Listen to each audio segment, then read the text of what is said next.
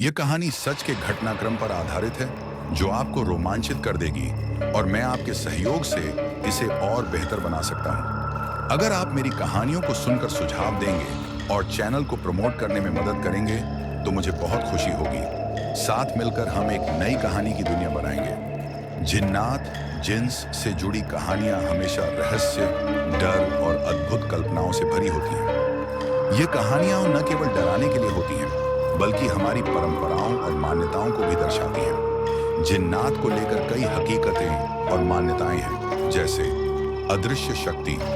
जिन्नात को इंसान की नजरों से परे माना जाता है, लेकिन उनकी मौजूदगी महसूस की जा सकती है। अलग अलग रूप। जिन्नात कभी इंसानों के जैसे तो कभी डरावने जानवरों के रूप में प्रकट होते हैं। अच्छे और बुरे जिन्न। कुछ जिन्न इंसानों की मदद करते हैं, जबकि कुछ नुकसान पहुंचाने वाले होते हैं।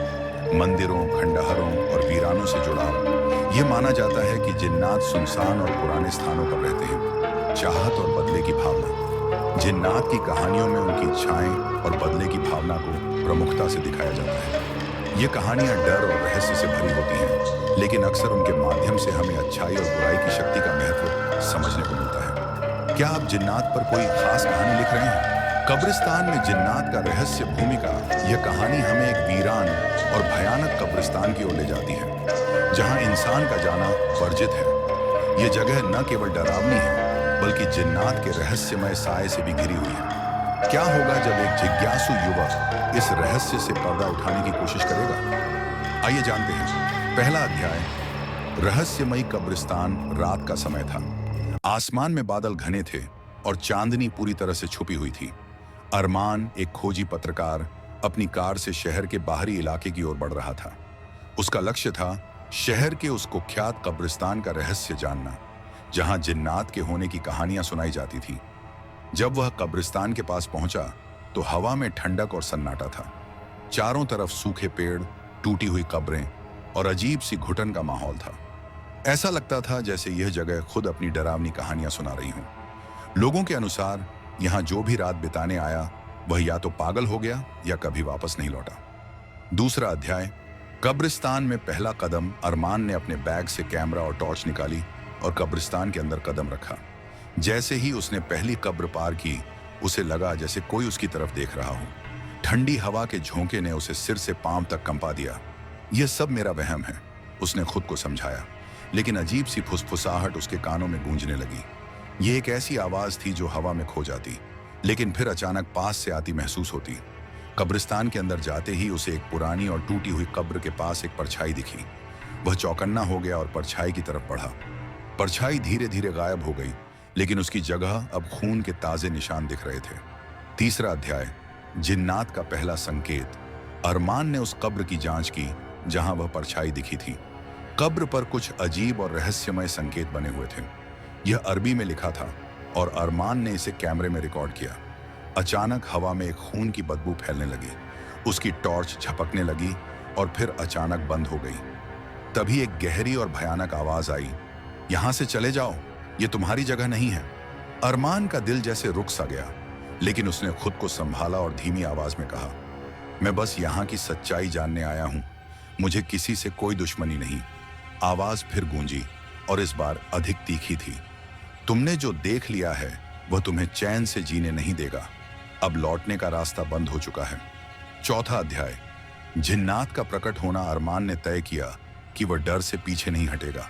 वह और अंदर चला गया। अचानक कब्रों के बीच से एक अजीब सी सिसकारी आवाजें आने लगी। एक कब्र के ऊपर से काले धुएं का गुब्बार उठने लगा। धुआं धीरे धीरे एक विशाल और भयानक जिन्न में बदल गया। जिन्न की आंखें अंगारे की तरह जल रही थीं। उसका चेहरा विकृत और भयानक था।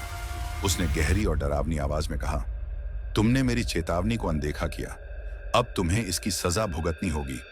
अरमान कांपते हुए बोला, मुझे माफ कर दो, मैं बस सच्चाई जानना चाहता हूं। जिन्न ने दहाड़ते हुए कहा, सच्चाई जानने की कीमत तुम्हारी आत्मा है। पांचवां अध्याय। जिन्नात की शर्त। जिन्न ने अरमान को एक चुनौती दी। उसने कहा, इस कब्रिस्तान में एक पुरानी और शापित किताब छिपी हुई है।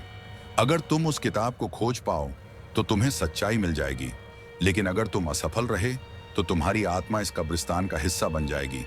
अरमान ने कांपते हुए चुनौती स्वीकार कर ली।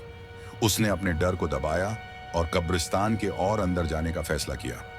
छठा अध्याय, शापित किताब की खोज। कब्रिस्तान के अंधेरे कोनों में खोज करते हुए अरमान ने देखा कि हर कब्र से धुआं और भयानक आवाजें निकल रही थीं। अचानक एक कब्र के पास उसे किसी के हंसने की आवाज सुनाई दी। उसने मुड़कर देखा तो वहां एक बिना सिर वाला साया खड़ा था। साया उसकी ओर बढ़ने लगा। अरमान ने तेजी से वहां से भागने की कोशिश की, लेकिन उसकी टॉर्च फिर बंद हो गई। घने अंधेरे में उसे लगा जैसे कोई उसे पकड़ने की कोशिश कर रहा हो। उसने जमीन पर गिरी एक टूटी हुई लकड़ी उठाई और अंधेरे में वार किया। तभी अचानक सब शांत हो गया। थोड़ी देर बाद उसने एक पुरानी और टूटी हुई कब्र के नीचे एक संदूक पाया। संदूक पर अजीबोगरीब खून के निशान थे। सातवां अध्याय, किताब का रहस्य। संदूक खोलते ही अरमान को एक मोटी काली किताब मिली। किताब के पन्ने बेहद पुराने और खून के धब्बों से सने हुए थे। उसने पहला पन्ना पढ़ा और उसके सामने अजीब दृश्य उभरने लगे। वह दृश्य एक काली रात का था जिसमें जिन्न एक इंसान को शाप दे रहा था। उसने देखा कि यह जिन्न कभी इंसान था, लेकिन उसकी लालच और धोखेबाजी के कारण उसे शापित कर दिया गया था। अब वह आत्माओं को फंसाकर अपनी ताकत बढ़ा रहा था। आठवां अध्याय, चमत्कार का अंत। अरमान ने किताब में लिखे हुए मंत्र को पढ़ने का फैसला किया। जैसे ही उसने पहला मंत्र पढ़ा, जिन्न दहाड़ते हुए उसके सामने प्रकट हुआ। तुम यह नहीं कर सकते, यह मंत्र तुम्हारे लिए नहीं है। अरमान ने पूरी हिम्मत जुटाकर मंत्र पढ़ना जारी रखा। हर शब्द के साथ जिन्न और अधिक भयानक होता गया। कब्रिस्तान की जमीन फटने लगी और आसमान लाल हो गया। लेकिन जैसे ही मंत्र खत्म हुआ, एक तेज रोशनी फैल गई। जिन्न चीखते हुए हवा में गायब हो गया। कब्रिस्तान फिर से शांत हो गया। उपसंहार। अरमान ने महसूस किया कि उसने न केवल जिन्न को हराया, बल्कि उस जगह को मुक्त भी कर दिया। उसने अपनी कहानी को दुनिया के सामने लाने का फैसला किया, ताकि लोग जान सकें कि डर से लड़ने के लिए हिम्मत सबसे जरूरी चीज है। लेकिन उसने यह भी सीखा कि हर रहस्य छेड़ने के लिए नहीं होता।